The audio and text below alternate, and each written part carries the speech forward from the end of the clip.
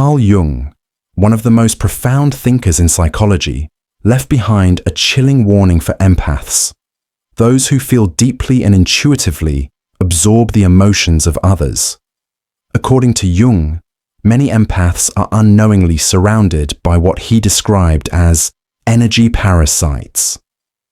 These are not always malicious, obvious predators. They are often wounded, charming, and seemingly in need of healing.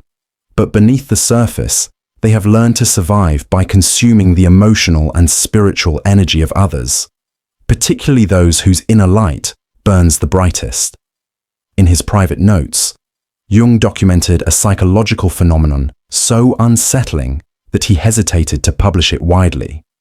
He discovered that empaths were not just coincidentally attracting challenging individuals.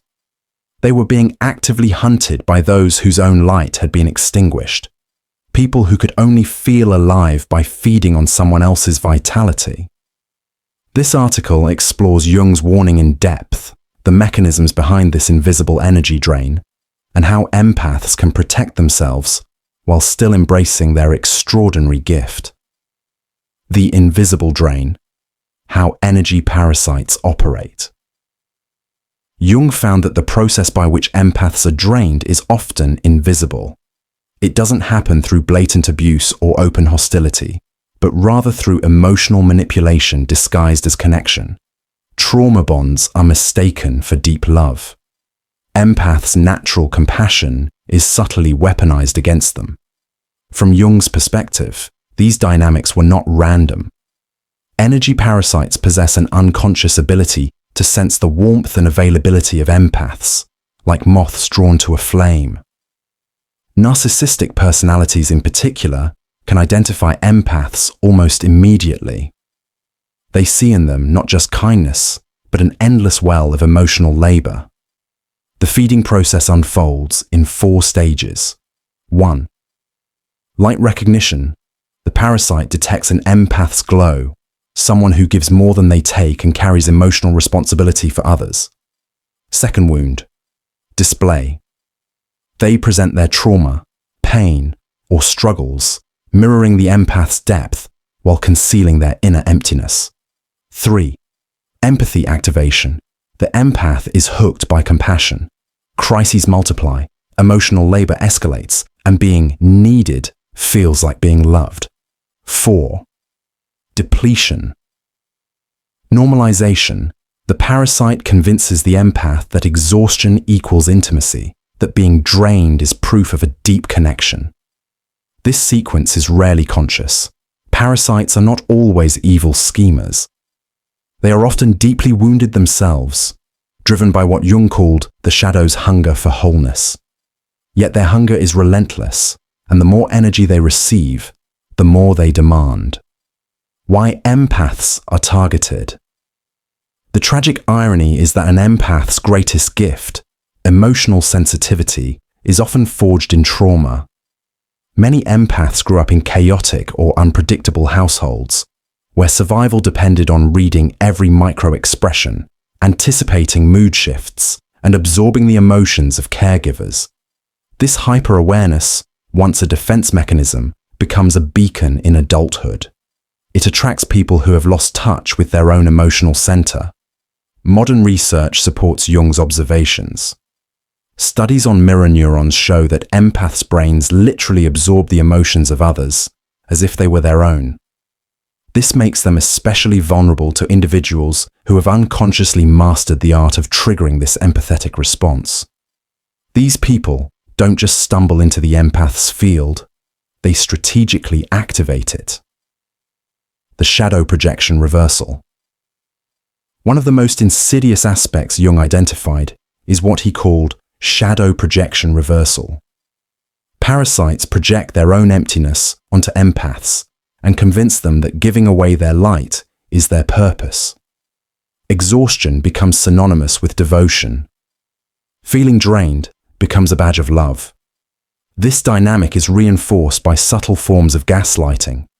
The empath begins to doubt their own intuition, believing they are too sensitive or overthinking things when their body sends warning signs, sudden fatigue, emotional overwhelm, physical tension, or brain fog. In truth, their intuition is functioning perfectly. It is the manipulation that convinces them otherwise. Real-life scenarios of energy draining. Jung's insights are not theoretical. They appear in everyday life. Consider these 3 examples.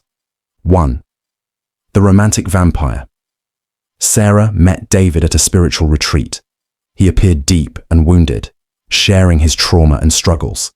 She felt special, chosen to be the one who could heal him.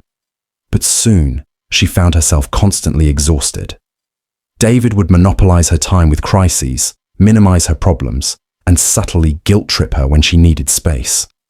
When Sarah set boundaries, his mask slipped. She wasn't cold. She had simply stopped being his emotional supply. 2. The devouring parent. Michael's mother had always been emotionally intense, making him responsible for her well-being. If he set boundaries, she accused him of abandonment or threatened self-harm. Jung recognized this as the devouring mother archetype, a parent who unconsciously feeds on the child's energy rather than nurturing them. 3. The workplace vampire. Lisa had a colleague who turned every team meeting into a personal therapy session. Framing themselves as the sensitive one, they extracted emotional labor from everyone, especially Lisa. Her empathy made her feel obligated, but over time, she realized her energy was being consumed without reciprocation. Each of these scenarios illustrates how empaths can be trapped in cycles of depletion, mistaking being needed for being loved. Jung's light method, reclaiming your power. To protect empaths from this cycle, Jung proposed a transformative approach, which can be distilled into what is now referred to as the light method. L. Learn to discern energy signatures. Every person carries an energetic signature that your empathic abilities can read. With energy parasites, you feel drained, anxious, or confused. With healthy individuals, you feel calm, clear, and inspired. I. Investigate your own motives. Ask yourself, why am I drawn to being needed by broken people? What wound am I unconsciously trying to heal through others? G. Guard your sacred energy. Protecting your energy isn't selfish, it's a form of spiritual responsibility. H. Honor your intuition. Stop denying your inner signals. Sensitivity is not weakness, it is wisdom. T. Transform trauma into wisdom. Integrate past pain so that it no longer unconsciously drives your relationships. Through this process, empaths move from unconscious giving to conscious, intentional care. The 3 stages of empath development. Jung identified 3 key stages in an empath's evolution. 1. The unconscious empath. Feels everything, but understands nothing. Absorbs emotions automatically and is constantly drained. 2. The conscious empath. Recognizes the difference between empathy and codependency. Sets basic boundaries but still struggles with guilt and occasional relapse. 3. The sovereign empath, fully integrated, offers compassion without depletion, is willing to disappoint energy parasites, to walk away from draining relationships, and to stand alone rather than sacrifice their well-being for false connection. Reaching sovereignty requires courage, the courage to disappoint others, to risk being disliked, and to break the unconscious contracts of endless availability. The war for your soul. Jung described this process as nothing less than a war for your soul. Energy parasites will escalate their behaviors when they sense you are withdrawing your light. They may create bigger crises, use guilt or shame, or accuse you of being cold and selfish. But their escalation is not a sign you are wrong. It is a sign you are waking up. Every time you refuse to dim your light for someone else's comfort, you choose growth over stagnation. Every time you set a boundary, you affirm that your energy is sacred.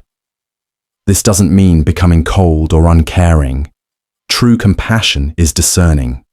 It helps without harming itself. Jung's final warning and promise. Jung's warning was clear. They are feeding on your light. But his promise was even more powerful. You have the power to stop them. The ultimate protection is not walls that shut everyone out, but consciousness that lets only love in. Empaths who awaken to their true power become catalysts for others' growth, not because they sacrifice themselves, but because they radiate light intentionally. Jung wrote, "The privilege of a lifetime is to become who you truly are."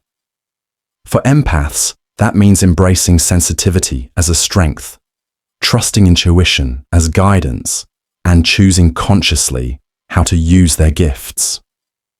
Becoming a sovereign empath. If you recognize yourself in this description, drained, overextended, and questioning your worth, this is your invitation to begin the transformation.